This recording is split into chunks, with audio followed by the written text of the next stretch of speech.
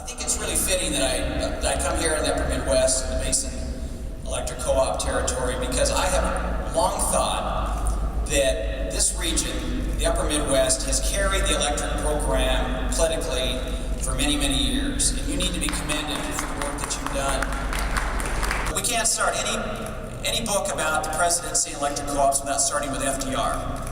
This meeting, in my opinion, would not have taken place here today without Franklin Roosevelt, the most important president we probably have ever had when it comes to rural electrification. He started this program. He started the REA with a sweep of the pen in 1935.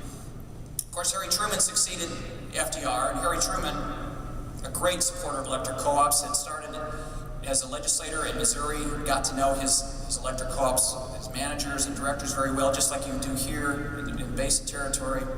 He said, listen, I know people don't think I can win. You may not even think I can win, but I'm going to get on that train, I'm going to go across the country, and I'm going to tell the story about who electrified this country, and I'm going to talk about REA, and I'm going to talk about co-ops, and at the end of this campaign, there'll be no doubt who's going to be the victor. So November 2nd, 1948, the election came. 7 o'clock that night, Harry Truman goes to bed. He wakes up at midnight, turns on the radio, hears that he is ahead by 2 million votes, but there's Dr. George Gallup on the radio saying, yeah, when the farm vote comes in the Midwest, that lead will be wiped out. Rural voters will take out Harry Truman. Truman took a swig of whiskey, turned off the radio, and went back to sleep because he knew that he had won. He'd been out there, he'd seen the people. So he was succeeded, of course, by John F. Kennedy, who was a very unlikely supporter of electric co-ops. He came from Massachusetts, had no electric co-ops. His father was on the board of the Massachusetts Electric Company, the investor-owned utility. And early on in his career, he's not a very good supporter of electric co-ops. Not at all. He voted against REA, voted against hydro projects, voted against farm bills. But he realized, like I said, by 1956, 57, 58, when he wanted to be president of the United States, he knew he needed electric co-ops to be president. Jimmy Carter came in 1976. Jimmy Carter, whose father was an electric co-op director. Carter, whose political career was probably started by watching his father work as a director for a local co-op, and he credits his dad for giving him his interest in politics.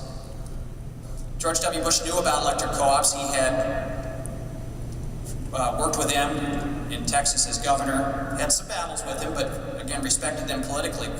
He came to Washington, D.C., and he was intent on passing an energy bill, and many of these Basin guys were working on that as well back in 2001. That bill was starting to move its way through the U.S. Congress. It took a little detour on September 11th, 2001. I get asked a lot, why didn't you include Barack Obama in the book? I got asked that yesterday. If I'm honest, what would we write? Barack Obama doesn't really know who we are. And I'm here to tell you folks, that can't happen again. The President of the United States has enormous power, enormous sway over our programs. We're seeing this right now with the EPA, the things that you're grappling with. We are not on the radar, and we need to be again. We need to get back to those things that we're doing, that you're doing so well here. Again, we talked about how I think you are helping carry this program. So here's what I'm going to do. I'm going to write a sequel to this book someday, and it'll be many, many years down the road. We'll have a few more presidents. We'll have some more stories. But you got a very important role in this as well. I think you got the most important role. I'm going to do the research. I'll go to the presidential libraries. I'll do all the interviews. But here's what you need to do. You need to provide the ending. Thank you very much.